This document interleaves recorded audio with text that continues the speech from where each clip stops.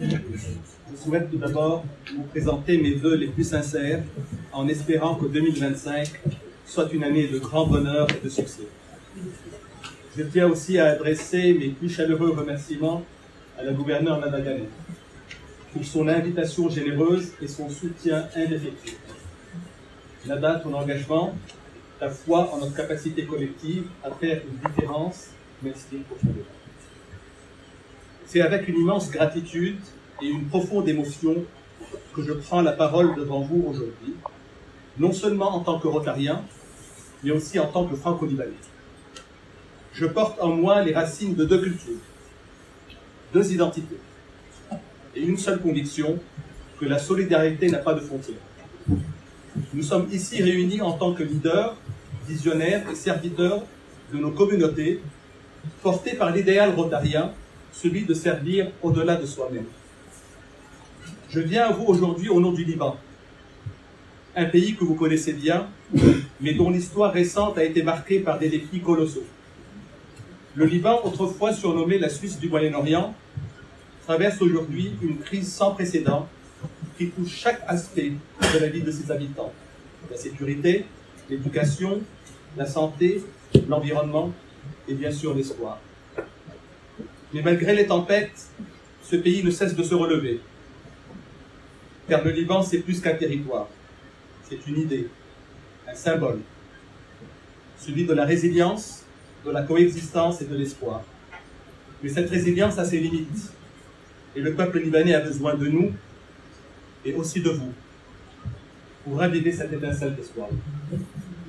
Face à ces défis, et grâce à l'élan de solidarité extraordinaire venu de France, d'Europe, des États-Unis et du monde entier, le Rotary Club de Beyrouth Cedars, dont j'ai l'honneur d'en être le président, a mené en collaboration avec d'autres Rotary et Rotary Clubs du Liban des opérations humanitaires sur tout le territoire libanais en soutien aux familles libanaises déplacées. Nous avons réalisé de nombreux projets durables pour répondre aux besoins essentiels et bâtir un avenir meilleur. Rénovation d'infrastructures médicales, installation de panneaux photovoltaïques dans les écoles, soutien éducatif pour les enfants autistes, ouverture de 4 classes à l'école de l'Immaculée Conception de Beyrouth permettant à 100 élèves d'accéder à l'éducation, plantation de cèdres et cèdres du Liban pour encourager la reforestation et le lancement d'un programme nommé Kanzé, offrant à des femmes déplacées la possibilité d'apprendre à tricoter, leur redonnant ainsi autonomie et dignité. Un jour, nous avons voulu aller plus loin et transcender les frontières religieuses, régionales et culturelles entre jeunes Libanais. Ainsi est née l'initiative Arzati Hawiyati, qui veut dire en français « mon cèdre, mon identité ».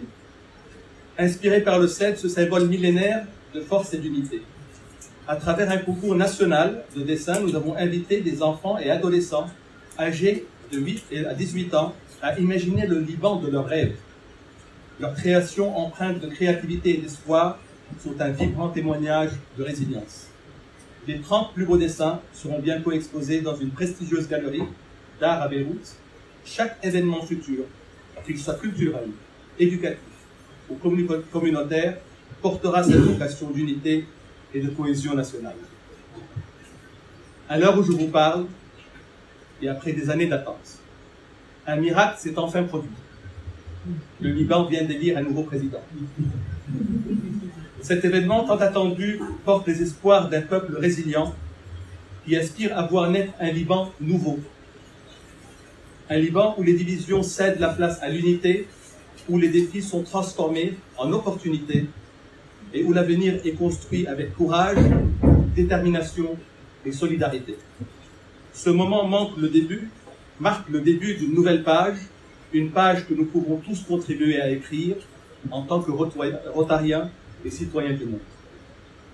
En tant que franco-libanais, je suis témoin de la force et de la solidarité entre nos cultures, entre nos peuples.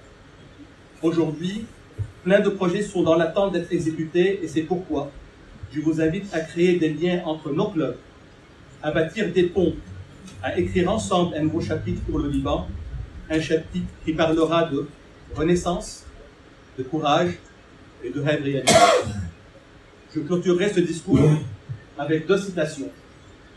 Deux citations de Amin Malouf, secrétaire perpétuel de l'Académie française, lui-même franco-libanais. Je cite: « C'est notre regard qui enferme souvent les autres dans leur plus étroite appartenance. Et c'est notre regard aussi qui peut les libérer. » Ce qui a été payé en larmes ne se rembourse pas en eau salée. Vive la solidarité et vive l'avenir que nous construirons main dans la main. Merci.